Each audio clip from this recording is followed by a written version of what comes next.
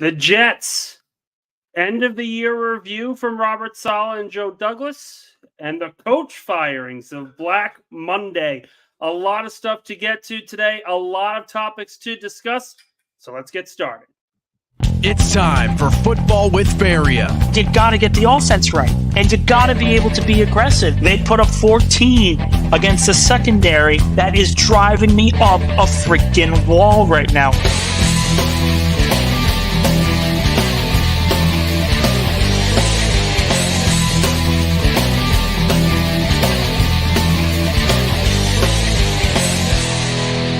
Now here's your host, Nick Faria.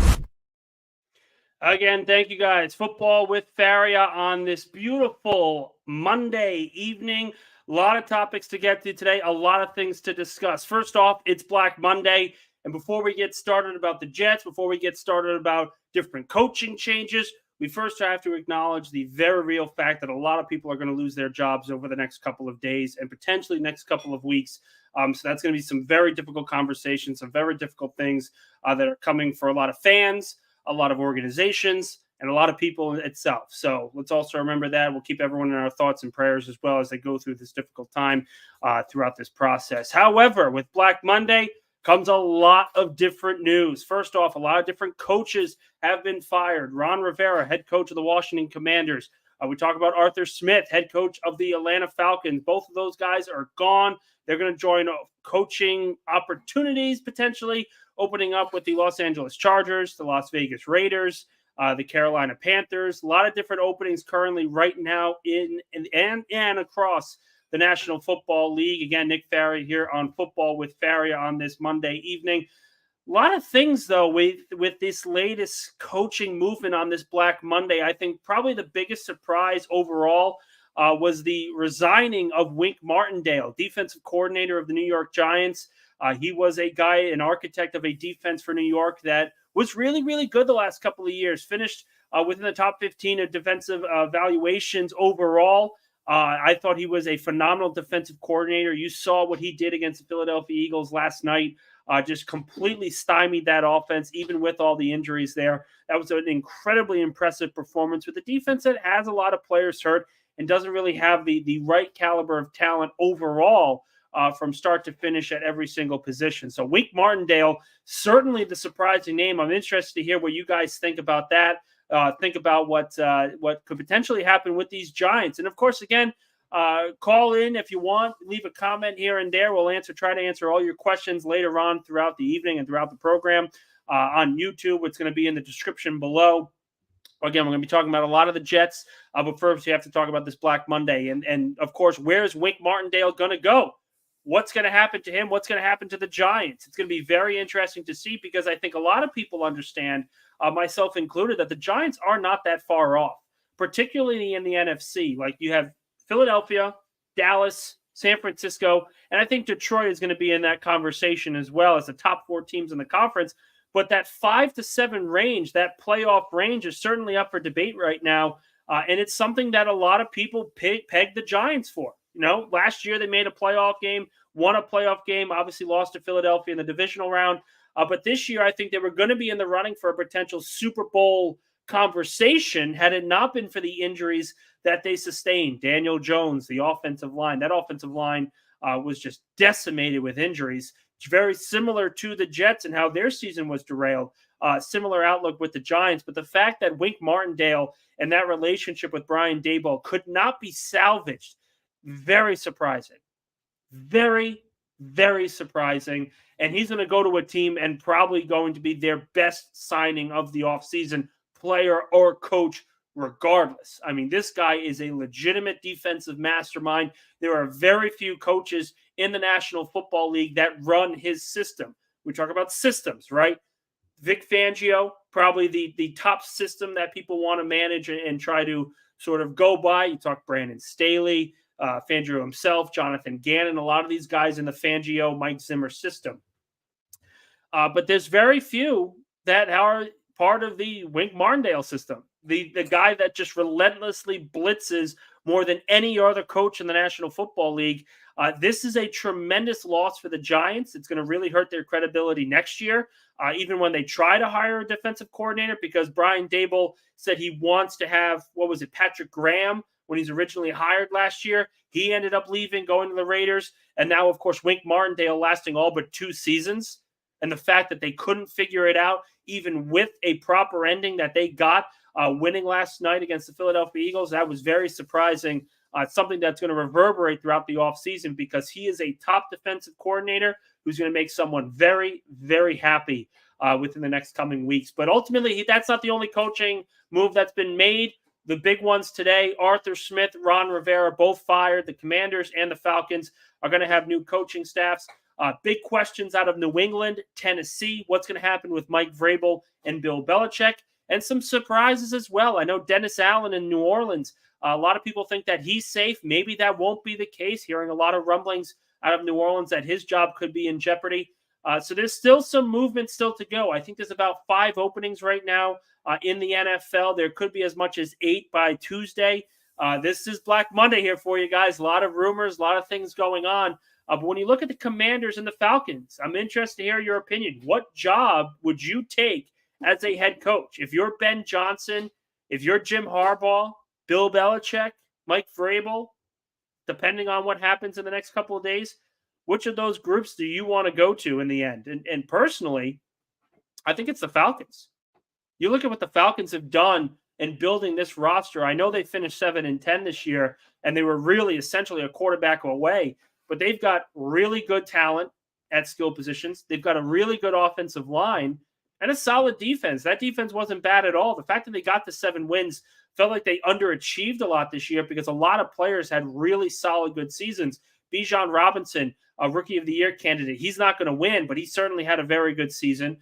You look at, the offensive line, like I mentioned, but Jesse Bates could definitely be an all-pro at safety. That was a tremendous free agent signing for the Falcons. So I think that job is going to be very interesting to see who takes that job and who's going to be interested in that job, because there's a lot of guys that are going to be available. Eric Bieniemy, Ben Johnson, already said Belichick, already said Vrabel. Antonio Pierce is probably going to stay with the Raiders. Harbaugh might be coming in. Dan Quinn might be coming in. There's a lot of different guys here that could be hired over the next couple of weeks, and at least open up the avenue of having some very difficult questions being asked. I know a lot of people in Philadelphia want Nick Sirianni fired. I don't think it's going to happen. I think it would be a grave mistake for him to even be considered being fired. But ultimately, this is where we're at, right? They're 11-6. They've lost 5 of 6. If they end up going in a different direction, that's another head coaching job that we're going to be talking about over the next few days and next couple of weeks as the playoffs continue to go forward. And the playoffs are going forward here. There's a lot of great matchups. We'll get to that in a little bit and potentially later on in the week. But with this Black Monday, very little surprises except for Martindale. Very little things to really look at and say, ooh, I wonder what they're going to do here. Wonder where they're going to go here. A lot of things to discuss, though. A lot of things. I'm interested in your comments here. I know a few people are still watching. Thank you for that. Again, Football with Faria. I'm your host, Nick Faria, on this Monday evening, day after the NFL regular season has concluded. And a lot to get to today. Particularly when it comes to the New York Jets. Oh, Lord, what a day for the New York Jets. They have their locker room cleanout. Robert Saleh talks. Joe Douglas talks. The players talk. Aaron Rodgers certainly talked. Certainly talked on his end. Interested in your comments, guys. Before I dive into my topics about the Jets, what do you guys think about that end-of-year review from Robert Saleh and Joe Douglas? And even the players, because the players gave some really good sound bites as well. Fortunately, I was traveling, so I wasn't able to be there, but I was able to catch up on everything that happened. Listen to the Saleh, Douglas player press conferences. Listen to Aaron Rodgers as well. A lot of juicy nuggets in there, guys. A lot of juicy nuggets. Let me know what you guys think in the comments. If you guys have any questions, feel free to reach out. I am always open to suggestions as well about the future of this show. This is obviously show 2. We're just getting started on what we could potentially become here, and I'm very excited about where we could potentially go. But when it comes to these Jets, Man. Robert Saleh, first thing obviously on the docket, the head coach essentially says that there's going to be no major changes to the coaching staff next year. Keith Carter stays. Nathaniel Hackett stays. Todd Downing stays. Wow. Wow.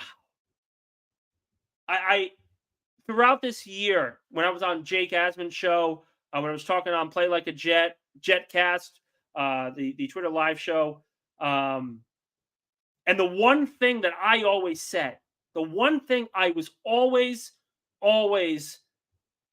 steadfast on is I don't think Robert Saleh and Joe Douglas were going to be canned at all. And it's very clear that they're not. Very, very clear that they're not. But the surprising thing to me, and I've been pounding this table for the last couple of weeks, is I didn't think Keith Carter did enough with the talent he had.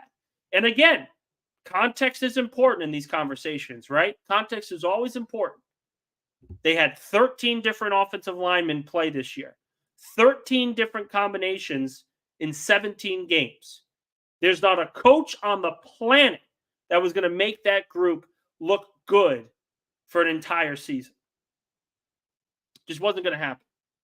So with context, we understand why Keith Carter could potentially be back for next season. Potentially. That being said, when you add context to one side, you got to add it to the other. And that's the perfect example here. We talk about the ultra positive, ultra negative. I'm always going to be somewhere in that middle or try to find the middle to give you guys the objective fact here. On one side, Keith Carter had a plethora of injuries, and it's very hard to determine how good a coach is when you go through those type of injuries. On the other side, Mekhi Becton, Laken Tomlinson, and Joe Tippmann were all playing to end the regular season. You had 3 starters starting for the rest of the year. Mekhi Becton, Laken Tomlinson, Joe Tippmann, potentially the future offensive line for the Jets in 2024. All those guys were playing. And it got progressively worse and worse and worse. That is a very clear sign that there was a disconnected communication going on via the film room. And the perfect example was the Dolphins game, right? They lose 30-0 against the Miami Dolphins 2 weeks before Christmas. Just an embarrassing showing. And there was really no one else to blame other than the offensive line. They gave up a pressure rate, I believe, close to 60%. Gave up 7-8 sacks in that game. Zach Wilson had to leave because he had a concussion. Ended up being the last game he ever played as a New York Jet. That offensive line was embarrassing in that game. Embarrassing. And the players said as much. When you have an offensive line every single play giving up pressures almost immediately after the ball is snapped, that's embarrassing. And essentially, when you look at the tape, and I'm going to try to do these different things with you guys. I'm going to try to do some film rooms as well later on. Forgive me for not being able to have all this good to go. But this is show number 2. So we're going to be testing out a lot of stuff. But you look at all the things, and you look at that game, and there were miscommunications by Mekhi Becton and Laken Tomlinson. The 2 starters that have been there pretty much all season had miscommunication issues. That's not a good sign that your offensive line coach is doing a good job. Sorry. It's just where we are. It's the objective fact here. The offensive line got worse and worse and worse throughout the year. There were very little improvements. And I like what I saw from Carter Warren. And I like what I saw from Joe Tippmann. And I think both of them could be competing for starting roles and starting minutes next year. I think Joe Tippmann is obviously going to be the starter, and Carter Warren is probably going to be that swing tackle kind of guy you look for in a mid-round pick. But I like what I saw. They gave you some spurts. They gave you some quality tape that you can take to the bank and say, we got our guys. But Laken Tomlinson's not a rookie. Mekhi Becton's not a rookie. And in terms of free agency, Mekhi Becton might not be here next year. And you mean to tell me that Keith Carter is back? After all that? The Dolphins game? The Commanders game? The Browns game? Browns game might have been even worse. Mekhi Becton was on an island alone against Myles Garrett. What are we doing? Myles Garrett, the best pass rusher in the National Football League. So some say. And you go one-on-one with Mekhi Becton? Really? Okay. So Keith Carter returning for next year. So it seems. Nathaniel Hackett, Todd Downing, back. So it seems. I'm actually not upset about the Downing and Nathaniel Hackett return, because that argument is Aaron Rodgers. And with Aaron Rodgers returning, he's going to give you the best possible chance to win. And you want to keep that coaching staff intact with Rodgers around them to produce at a high level. In that argument, Todd Downing and Nathaniel Hackett are safe, and you can understand why. And people are gonna say, Nick, it doesn't make sense. They went 7-10. Aaron Rodgers is 41 years old. Why would you throw everything out there for him? It's Aaron Rodgers. It's Aaron Rodgers. 4-time NFL MVP, Super Bowl winner, Super Bowl MVP, arguably the most talented quarterback to ever throw a football. If he says jump, you say how high. When Tom Brady is on the team, he says jump, you say how high. Peyton Manning with the Colts, Peyton Manning with the Broncos, they jump, you say how high. When you have a franchise quarterback, you do everything in your power to make sure that he is happy, content, and willing to do whatever you want. And to do that, you have to do everything that he wants. This is the double-edged sword of modern offenses. And I know the Jets didn't look like a modern offense this year, but still. Todd Downing, Nathaniel Hackett, totally get why they're safe. Keith Carter, not so much. Not so much. And I'm sure there's going to be some changes. I'm sure they're going to revamp the strength and conditioning coach. I'm sure they're going to completely restructure how they're going to practice and do their work after training, after the bye week. All that I get. But there were fundamental problems. There were fundamental problems this year. And the argument of Aaron Rodgers works for the offensive play caller and the quarterback coach, the guys that are involved in the conversation with the quarterback, not the offensive line coach. No. Sorry. I just, Keith Carter, great guy. Spoke to him a lot this year. Was a part of those media scrums. And there were no other solutions to be made. And the injuries matter. The injuries are part of the context, like I said. But Mekhi Becton and Laken Tomlinson are starters. They're starters. And they were arguably the worst of the group at the end of the year. Because teams were not targeting the rookies of Carter Warren and Joe Tippmann and Xavier Newman and Jacob Hansen. They weren't targeting them. They were targeting Mekhi Becton and Laken Tomlinson. And Tomlinson's a Pro Bowler. And Keith Carter's safe? Ooh, golly. Golly. There's just, you always want a coach that's going to defend his staff and his players. But you want a coach that's real and a realist. You need it. That's part of the development. If you're not going to make any changes after a 7-10 year and 2 straight years of 7-10 finishes, not a good sign. Not a good sign to me. And I get it. I get the reason why he kept him. I understand it. But injuries are not the only problem that the Jets had this year.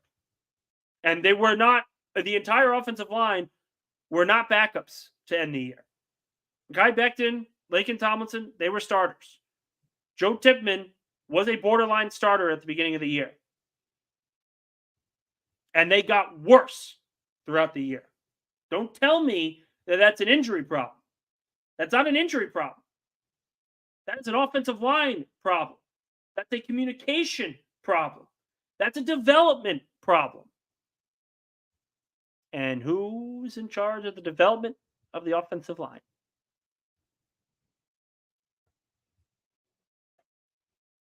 Doesn't make sense to me. Doesn't make sense to me. It's not the only takeaway, of course, from Jets Locker Room Cleanout Day. Football with Faria, Nick Faria here.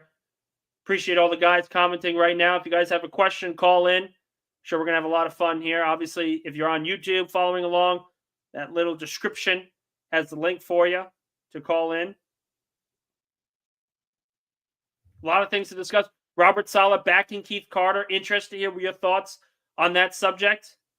He wasn't the only one that talked, though. So let's get to him now. Aaron Rodgers, baby. Holy. Woo. Quarterback goes out there and says, we need to get the bullshit out of here. Focus on winning. Focus on winning. And that's the right answer. There's nothing wrong with what Aaron Rodgers said. There's nothing wrong. I just found it comical that Aaron Rodgers talks about eliminating the distractions in the building. And then when talking about Jimmy Kimmel's threat of a lawsuit, he goes, wait till you'll see me on Pat McAfee tomorrow. Tune in. Not the best thought process for me. And listen, Aaron Rodgers is a great leader. And you saw it today with some of the questions that he answered. He talked about recruiting. And he said, I'm going to recruit however much the Jets want me to recruit. That's the right answer. And every Jets fan should be excited about that. Aaron Rodgers is recruiting a top receiver, a top offensive lineman to come to New York. There is not a quarterback in Jets history over the last 20 years that has the pull that Aaron Rodgers has. They are going to be in on T. Higgins. They're going to be in on Mike Evans. The conversations will be had surrounding Devontae Adams. Do I think Adams is likely? No. Do I think Mike Evans is coming here? No. I think he's staying in Tampa. Especially when and if they beat the Eagles on Monday. I'll get to them in a little bit, but I'm saving my worst tangent for later on. But T. Higgins? It's going to cost a pretty penny. But this is what you do. If you need a top number 1B wide receiver to pair with Garrett Wilson, and Robert Saleh said as much today, you better make sure you get the top one. And T. Higgins is the top one. This guy's a number one receiver right now. You know, the debate a lot of times is when you give a top receiver that was with another quality all-pro Pro Bowler, you get the Alvin Harper situation. Remember Alvin Harper, guys? For those that are here listening that maybe are well older than me, that wasn't around in the early 90s. By the way, 26 years old. Never saw Alvin Harper play in my life. But I know him. I know the story. And essentially what happened was he was great with the Cowboys. Great with the Cowboys. He was Michael Irvin's number 2. And then he went to Atlanta, and then he went to other places, and it couldn't connect. He couldn't be the number one receiver. Couldn't be the number one receiver. There are guys like that out there. There are guys like that, and that's perfectly fine. Not the end of the world. Not the end of the world. But T. Higgins isn't that. Nope. When Jamar Chase goes down and the Bengals offense doesn't miss a beat, that's not because of Jamar Chase being a number one. That's because T. Higgins is a number one. You do everything in your power, if you're Joe Douglas, to get T. Higgins. If it costs $25 million, done. Done. That contract, we keep talking about salary cap and all these things. We have to remember the salary cap is increasing exponentially over the next few years. Exponentially. TV deals. That's why it's happening. That's why it's happening. So giving $25 million to a number one receiver is exactly what you need to do. There are certain positions, if you're going to compete for a Super Bowl, that you have to have. I have this debate all the time with my father. The debate of what positions of value you need to have. Quarterback, left tackle, a number one corner, a number one pass rusher, and a top receiver. The 5 positions of value. The Jets have 4 of them. Maybe 3, depending on your argument. They have the quarterback. They have the corner. They have the pass rusher. They need a tackle, and they need the receiver. And I think Garrett Wilson's going to be that number one. But in the modern NFL, it's not enough to have just one number one wide receiver. Perfect example, San Francisco 49ers. Arguably the best team in the NFC. Who's their number one receiver? George Kittle? Brandon Ayuk? Debo? Christian McCaffrey? A lot of guys to worry about. A lot of guys to worry about. And Joe Douglas said as much. Joe Douglas gave that example today as well. When he was talking to the press, he even said, you can never have enough weapons on an offense. Right now, the Jets have 2. Maybe 3. I'll give them 3. Credit to Tyler Conklin. You've got Conklin, you've got Breece Hall, and you've got Garrett Wilson. That's not enough. That's not enough. You need 4 to 5 legitimate weapons on your offense in order to compete with the top teams in the AFC and the NFL in general. In general. That's just where we're at. With the Jets, they have 3. A T. Higgins type player gives you 4. And think about an offense led by Aaron Rodgers with Garrett Wilson, T. Higgins on the outside, Tyler Conklin, Jeremy Ruckert in the middle, and Breece Hall out of the backfield. That's a damn good offense. That's a damn good offense. Damn good one. I think that might be as talented, even more so than the Bills, but probably just as talented as the Miami Dolphins. Because the Dolphins don't have that tight end set that the Jets would have. You had T. Higgins, it solved a lot of problems. A lot of problems. They have to do it. Rodgers said as much. When you have a quarterback that is saying that I am the ultimate recruiter and I'm going to help you guys wherever you want me, you don't sit there and tell him, no, we got it. Doesn't happen. You do everything in your power to make the quarterback happy. And if the quarterback wants a top receiver in T. Higgins, then you better make sure that you go get T. Higgins. Plain and simple. You're going to have the cap space. You're going to have the flexibility to do so. Go get it. Go get it. Brian Gallagher with an interesting comment here. T. Higgins will be franchise tagged. I don't know if that's going to happen, Ryan. I'm not sure that's going to happen. Because Jamar Chase even kind of said as much. He's looking for a new contract, Jamar Chase, right now. And he's eligible for a contract extension right now. Got to pay one of them. You're going to upset Jamar Chase? Your top 10, top 5 pick from a few years ago? I wouldn't. Franchise tag for a receiver is what, 15, 20 million right now? That price tag's going to go up. There's no guarantee that the Cincinnati Bengals are going to franchise tag T. Higgins. No guarantee at all. If anything, I think it's more likely that T. Higgins doesn't get tagged, that Devontae Adams goes on the trade block.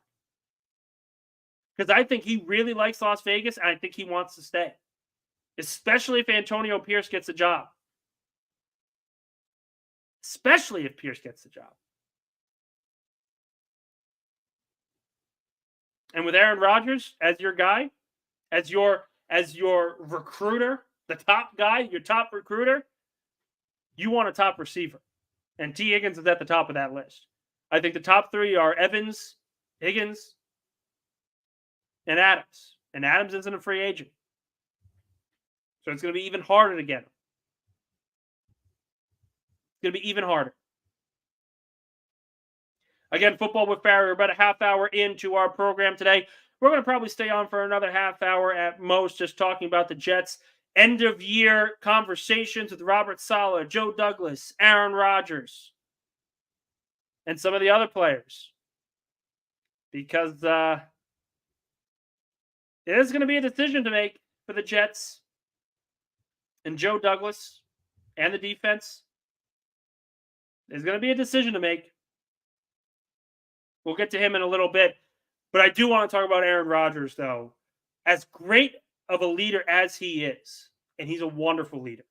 You see it everywhere. There's a reason they gave him.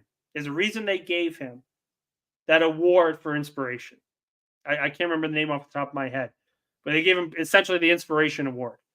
The guy that inspired his team to greater heights. And they won 7 games without Aaron Rodgers this year, guys.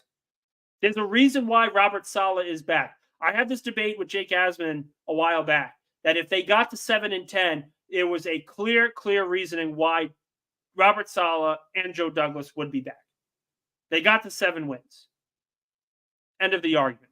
They're returning. It's happening. We all know it. Some people are going to be upset about it. Some people understand. But essentially, it's the right move. They're back. You get one more opportunity to win with Aaron Rodgers as your quarterback. That's where you're at.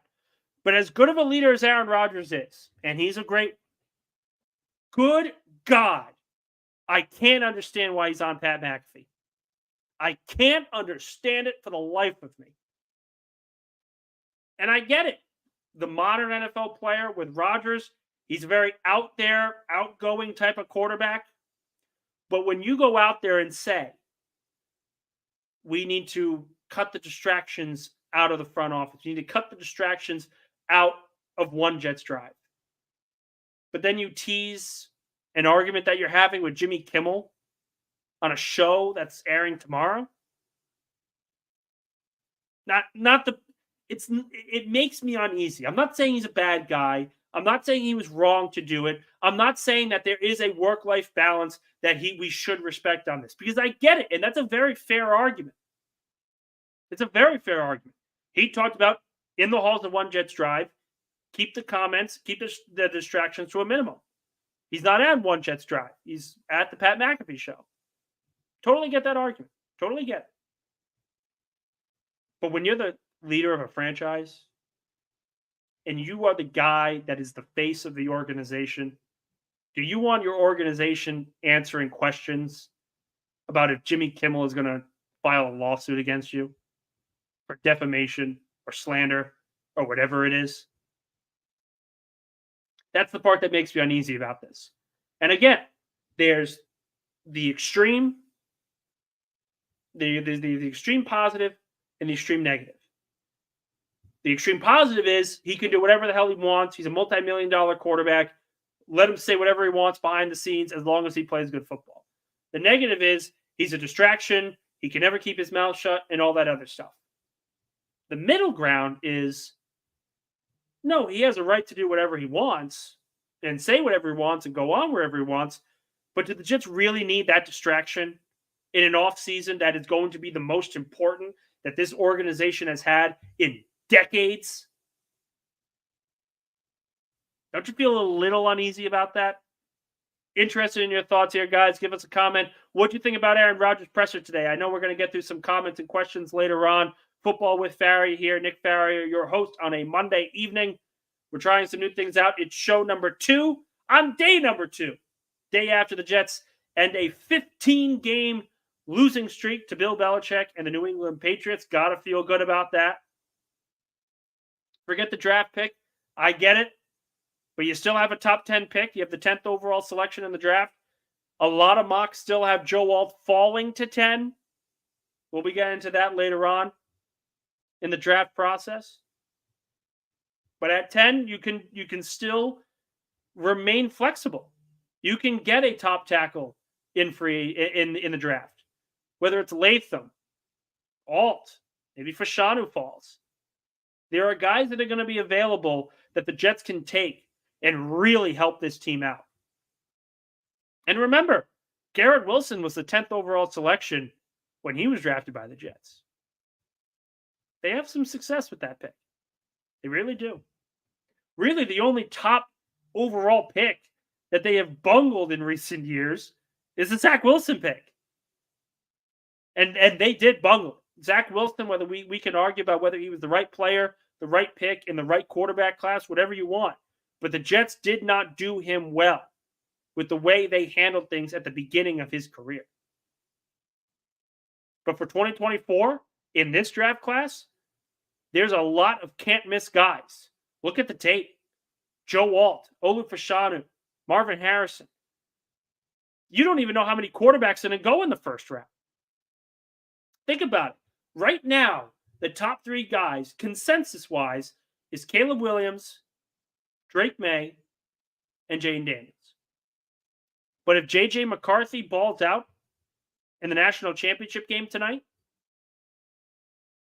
that could rise up draft boards. This is a deep quarterback class, guys. If Michael Penix, and I don't think Penix, from the conversations that I've heard from draft experts and people that have been following and seeing and talking to executives, they don't think that Penix is going in the first round. They think he's going to probably slide to the third. But if he balls out in this game and against Michigan, that defense, and the injury concerns are all solved, there's a very good chance that he goes in the first round. Very good chance. And if that happens, is there going to be a team that tries to trade up for him? Could there be 5 quarterbacks picked in the top 10? And then the question becomes, let's play devil's advocate here. Let's go all the way down here. 5 quarterbacks get taken in the top 10. Now the Jets have 5 picks with Marvin Harrison, Joe Alt, Fashanu, the top defensive tackle available, and Latham, who I think is probably that third tier of offensive linemen right now. Could get really interesting. The trade up for those kind of things. Perfect example. The Jalen Carter trade last year with Philadelphia. Philadelphia gave up a first-round pick and a third-round pick to move up 1 spot, 10-9. The Jets could do that. Let's say Joe Alt is falling and he gets past the 8th overall pick. And the Jets are sitting there at 10 and they have to move up to 9. They'll give up a first and a third-round pick for Joe Alt. Absolutely. Then all of a sudden, it's an A-plus draft right away. Right away. The Joe Alt dream is not dead. It would have been dead if they had gotten like the 12th or the 13th pick. But they're at 10. There's a lot of flexibility there. And Joe Douglas said as much. When Joe Douglas talked today, I know a lot of people had concerns about the comments that he made and the problems that he had and all that other stuff. But Joe Douglas does have experience with these top picks. And Joe Alt is a can't-miss prospect.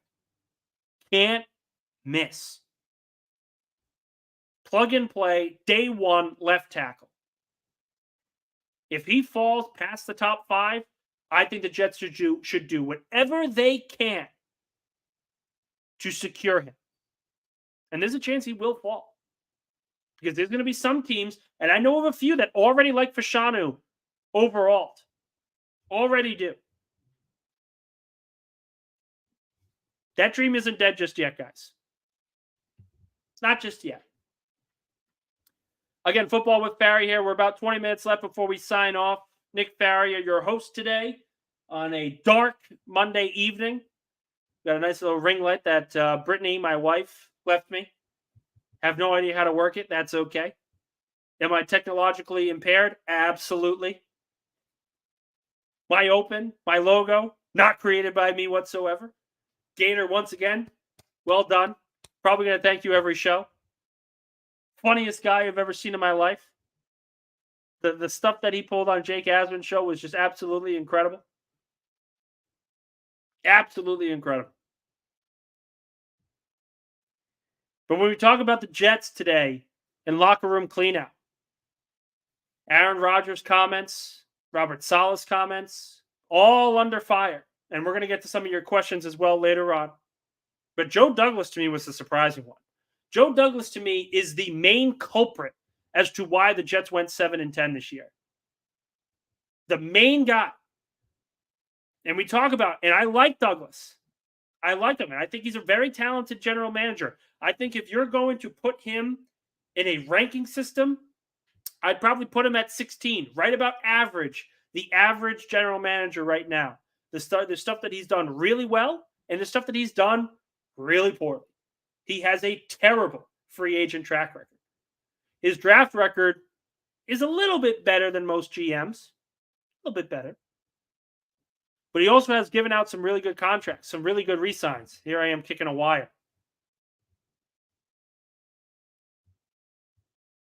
He's not a terrible GM. He's not an excellent GM. He's not in your, 49er, Eagle, Cowboy type of GM role, but he's a solid GM. And when we talk about Joe Douglas, this season in particular, I think he went from a good GM to this was really bad. This was really bad. What free agent this year looked like a top bargain guy? His best free agent signing this year was Quentin Jefferson. 6 sacks, really good value, really good signing. He got hurt late in the year because, of course, he did. Because the Jets can't stay healthy. But outside of that, Alan Lazard, 4-year, $44 million. Awful. Awful. Dalvin Cook, 1 year, 7.5? He had 214 yards rushing on 3 yards to carry. They didn't have a role for him. They signed him and didn't have a role for him because they were surprised when Breece Hall was as good as he was to start out. That's essentially what happened. They signed him to protect Breece, but they were surprised at how fast he was in recovering. So they were like, oh, we actually don't need Dalvin Cook anymore. Whoops. But that's not the problem. The problem with Joe Douglas this year was the inactivity, the passiveness. Going into the offseason, you had Aaron Rodgers as your quarterback. You signed Alan Lazard. You added pass rushers and Will McDonald. And you brought in Dalvin Cook. And the one thing that everyone from training camp was talking about was that the offensive line was not producing at a high level. And it was going to be a concern because it wasn't getting better as the practices in August got longer. And it got worse. None of them could stay healthy. Dwayne Brown, Vera Tucker, Tippmann, McGovern, Tomlinson, all of them sustained injuries. All of them. The only 2 guys that really stayed healthy were Billy Turner and Max Mitchell, and every time they practiced, it showed that they are not starting quality tackles. But the passiveness to not make a move when your offensive line, you knew that it may not be as good as you expect. Uncomfortable. Then you have Corey Davis retiring. Corey Davis expected to be the number 2 or number 3 wide receiver on an offense led by Aaron Rodgers. A trio of Alan Lazard, Corey Davis, and Garrett Wilson was going to be a pretty solid trio. It wasn't going to be the best, but you can win those games with those 3 receivers. You can win. Absolutely. With Aaron Rodgers as your quarterback, absolutely. But he retired before taking a snap this regular season. And they did nothing. He retired at the end of August. And they didn't make a move because they were betting on undrafted free agents to be enough. That is malpractice. That's unacceptable. as good and as strong a training camp as Xavier Gibson and Jason Brownlee had, it made no sense to not make a move at wide receiver after Corey Davis went and retired. No sense. And then further along, inactivity. Aaron Rodgers goes down 4 plays in. Piss or get off the pot. Do you think you're going to compete or do you not think you're going to compete? If you don't think you're going to compete, then get rid of all the expiring contracts. Trade them all for draft picks and save as much salary cap into 2024 as you can. And they didn't do it. They didn't go after a quarterback, a quality backup quarterback to protect Zach Wilson in case he stumbled. They didn't get an offensive lineman when there were 10 guys that were hurt. Cleveland was available. The guy Cleveland from Minnesota, he was available after Dalton Risner got signed by Minnesota. Jacksonville got him for a 5th, 6th round pick. Late round pick. And the Jets refused to make a move to solidify the offensive line. And again, Cleveland did not have a very good year to end the year. He struggled mightily. And Jacksonville is out of the playoffs because of it, albeit a number of other different reasons. But the passiveness, the lack of aggression from Joe Douglas was stunning to me. Stunning. If you're going to remain competitive and say you're going all in with Zach Wilson at quarterback, then you better make sure you have the tools to succeed around him. And that offensive line, I don't care what you say about Zach Wilson and his deficiencies. That offensive line was never good enough for a backup quarterback to go out there and produce at a high level.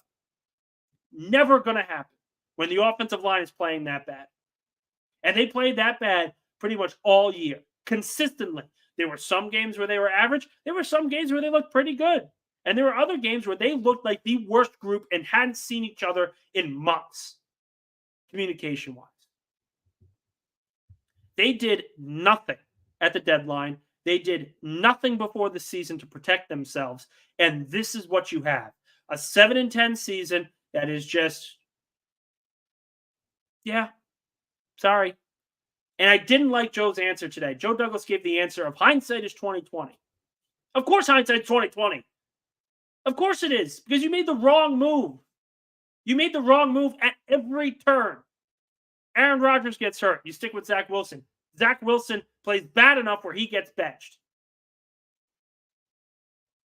You don't make a move at offensive line. Worse, you sign Roger Saffold, put him on the practice squad to potentially see what you have in him, and he doesn't even see the field. He's not good enough to start over Jacob Hansen or Xavier Newman. Good grief. It's just ugly. Ugly, ugly, ugly. Every move this year that Joe Douglas made seemed to blow up in his face. Just completely blow up in his face. And I'll include Will McDonald in this. And I think Will McDonald gets a bad rap because I really believe that he's going to be a special pass rusher. I have seen some really good snaps from him, really good tendencies. He's going to be a very good player. I think he's got Pro Bowl potential as an edge rusher. I really, really do. But even then, they drafted Will McDonald with the 14th overall pick. They didn't take a receiver, and then Corey Davis retired. So 60 days after the draft. Jackson Smith-Njigba certainly could have helped this year. And again, Douglas is right. Hindsight is 2020. He could not have predicted Corey Davis will retire. And if Corey Davis retired beforehand, I'm sure they would have taken a receiver in the first round. I'm sure. But they had him going into the draft. So I understand it, and I will defend Douglas in that argument. I can't defend the passiveness. The lack of ability and aggression at backup quarterback. The lack of an answer when Corey Davis did retire. The lack of an answer at the offensive line. That all falls at the hands of Joe Douglas. And saying hindsight is 2020 is not a good enough answer. It's just not.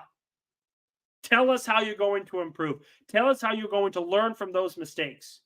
Because as of right now, the best answer he gave is, yeah, we're going to get a backup quarterback. Yes, we're going to get another receiver, and that's it. Essentially where we're at. I'll defend Robert Saleh for his press conference. I thought overall it was okay. I didn't like bringing Keith Carter back. I can't defend Douglas's remarks there. Can't do it. We'll get to some comments now. Let me make sure that I can speak English. Final 10 minutes or so. If you had to bet on one player the Jets will bring in this offseason, who would it be?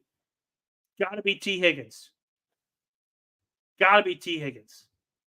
I think he's the top guy, the top free agent offensive weapon, and you can get him. You can certainly get him if Aaron Rodgers is going to be your guy and recruiter. Certainly. Absolutely. Chase Rogers, in response to Robert Saleh, Joe Douglas presser, a lot of alarming quotes.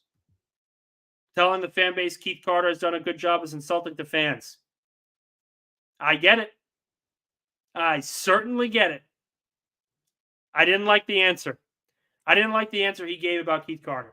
And again, I will defend the response and defend the reasoning behind it, as there's no offensive line coach that was going to succeed when you have all those injuries. But under no circumstances does he get a pass, because that was atrocious. Gator, once again, my saving grace as an open creator. Amazing how Rodgers leaves the presser with 0 unanswered questions. Saleh and Douglas leave with more questions than we had going in. Brutal. Yeah. And listen, I'll get on Rodgers for his Kimmel and McAfee thing, because I just prefer my quarterbacks to just quiet, please. No need. But yeah, everything he's got an answer for. Very professional. He's a guy that's been here for a very long time. Another question from Gator. What are the easiest positions to fill in the draft this year? Easiest in free agency? Well, we spoke about this earlier, but I think free agency, it's wide receiver. It's wide receiver, maybe adding some depth at defensive tackle, maybe getting another edge rusher. If you're going to let Bryce Huff leave, potentially. In the draft, it's got to be offensive line. You've got like 5 picks in this draft. 4 of them need to be on the offensive line. You have to double, triple, whatever you need to do to make sure that you get a quality offensive line ready to go behind Aaron Rodgers, and in the future, once Rodgers retires. Great question here from J-Dubs. Do you think Tippmann serves the team better at guard or center? He played better at guard. Maybe you'll go get a center. I love this question. I do. Because Tippmann reminded me a lot of Landon Dickerson when Philadelphia drafted him, because Dickerson was drafted as the heir apparent to Jason Kelce, and they moved him to left guard because who was it? I think it was Sayamalu. Just it wasn't working out with what the left guard was, and he ends up becoming a Pro Bowl player. I love this question because if you're going to judge a player based on moving around the positions that Joe Tippmann did, it's very hard to get a gauge on how good he was. Very hard to get a gauge. I loved what I saw on tape from him at center, and I was really impressed with what I saw at guard. If I was a betting man, though, he's probably going to play center. He just looks the part. He doesn't have the hair of Nick Mangold, but he just looks the part of your everyday 10-year center. And maybe it doesn't work out next year in year 2, and you bump him to the left side, but you have Elijah Vera-Tucker on the right, Laken Tomlinson on the left, and Joe Tippmann as your interior guys. I'll sign up for that. I'll definitely sign up for that. Benny, can't believe nobody got fired after this embarrassing year offensively. I get it. I feel that when you look at this team, right, and we talk about expectations a lot, but when you look at this team and what they did, 7-10 with the injuries they had and without a franchise quarterback, you essentially had a year that the Minnesota Vikings and Atlanta Falcons had. That's your tier right now. That's fine. And that really is. And I really think expectations need to be tempered on how good they were going to be once Rodgers went down. because they weren't going to be world beaters and destroy everybody. But with the way they played this year, with the way the offense looked so many times, you got to have some accountability. You got to have some accountability. And they just didn't have it this year. And I was very surprised by that. I was really surprised by that. No accountability. Keith Carter is coming back. Todd Downing's coming back. What's the reason? Why defend them if you know that it wasn't just injuries that derailed your season? I get it. I really do. Comment here from Bob Last. I don't blame JD for not signing a vet quarterback like Mike White due to camp concerns. I don't think the Jets knew that Rodgers was going to take a pay cut when they traded for him. I'll agree with that. I don't think that they were expecting that. I think they knew that the deal was going to be reworked. That was the expectation all along. They made the trade for Rodgers, and almost immediately in his introductory press conference, I was there. I heard it. They knew the contract was going to be different, and there was going to be more room to work with for 2023 and beyond. So maybe they were saving some of this cap room to pay other guys, because you're going to have to pay Garrett Wilson after next year. You're going to have to pay Sauce Gardner. You're going to have to pay Breece Hall. There's other contracts you're going to have to dish out. So having that room and flexibility will help. But it doesn't excuse the inaction that Joe Douglas had this year. Doesn't excuse it at all. One final question from Gator. Higgins over Michael Pittman. There was a comment earlier, and I'm appreciative that this comment was made and this question was made about T. Higgins going on the franchise tag. And I said bluntly, T. Higgins is not going on the franchise tag because the Bengals can't afford for him to go on the franchise tag. If they do, they're probably going to use it to trade him. They're not going to keep him on a $20 million a year piece. It's just not going to happen. But with Michael Pittman, top receiver for the Colts, he would be a wonderful option. If you could somehow get Michael Pittman as your number 2 receiver behind Garrett Wilson, you take that to the bank. He's a really good player. Really good player. But the Colts have the money. See, the Colts are going to have the flexibility to put Pittman on the franchise tag, unlike the Bengals. So when we talk about who do you want, Higgins over Pittman, that question is already going to be answered before the offseason even begins. Because the Colts can afford the franchise tag, the Bengals can't. All right, Gator, I'll give you one more question here because I think this is a good one too. Do these beat guys ask tough enough questions? I feel like it needs to be more like the White House pressers. We're going to end it on this note because I want everyone to hear me. Because I've been in this room all year. I've had these tough questions. We've asked some very tough questions. When you're a reporter, it's about relationships. You don't want to just go up to Robert Saleh and say, your team stinks. Why are you doing nothing about it? You have to be professional in the way you ask some of these questions and sort of not rag on the guy, but sort of tiptoe around what you're trying to say with the points that everyone is asking. Will you change the offensive coordinator?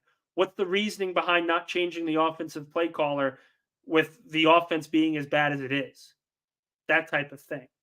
The questions, listen, I'm on my first year on the beat, right? I'm on my first year on the beat. It was a great time. I love all you Jet fans. You guys were fantastic all year to me. You were fantastic to my family all year. There are other guys here that have been there a lot longer than me, right? Kaz, Rich Samini, Connor Hughes, Antoine, Zach Rosenblatt, all these guys. They've been there a lot longer than me. And if they're running a press conference a certain way, you're not trying to be the guy that's going to ruin it for everybody. And they asked some very tough questions this year, and they are really good. I think a lot of people get angry about their own beat. No one likes their beat. Every fan base doesn't like their beat. I don't like the beat for the Philadelphia Eagles. It's just the natural way things are. Fans want tougher questions. Fans want this. Fans want that. But as reporters, these guys do a great job. They really do a great job of holding people accountable, holding coaches and players accountable. But you have to remember that this is a relationship business. You don't want to ask a question that is aggressive to the point where Jets PR can go to you and say, no more of that. Go away. You don't want to do that. There's always a fine balance here that I think needs to happen, and this Jets beat does it as well as anybody. I'm just very lucky to be a part of that group and have been a part of that group for this entire year. Really, really am. Really thankful. And again, one final thank you. We're going to close up shop here today, guys. Really thankful for you guys. Last night was my last game on the Jets beat for this year. Hopefully, with potentially a full-time job coming in the future. Maybe not. We'll see. But we shall see on that. But hopefully I'll be able to stay on this beat. I'm still going to be talking a lot about the Jets. There was a lot of Jets news today. Tomorrow I'll probably talk a little bit more about the Eagles, try to do that balance a little bit. But there's still a lot to get to. Black Monday, Black Tuesday. Who's going to get fired tomorrow? There's going to be firings tomorrow. Who's it going to be? It's going to be really interesting to see what happens. But for tonight, thank you guys so much for listening. This is Football with Faria. Have a great night, and I'll see you guys tomorrow.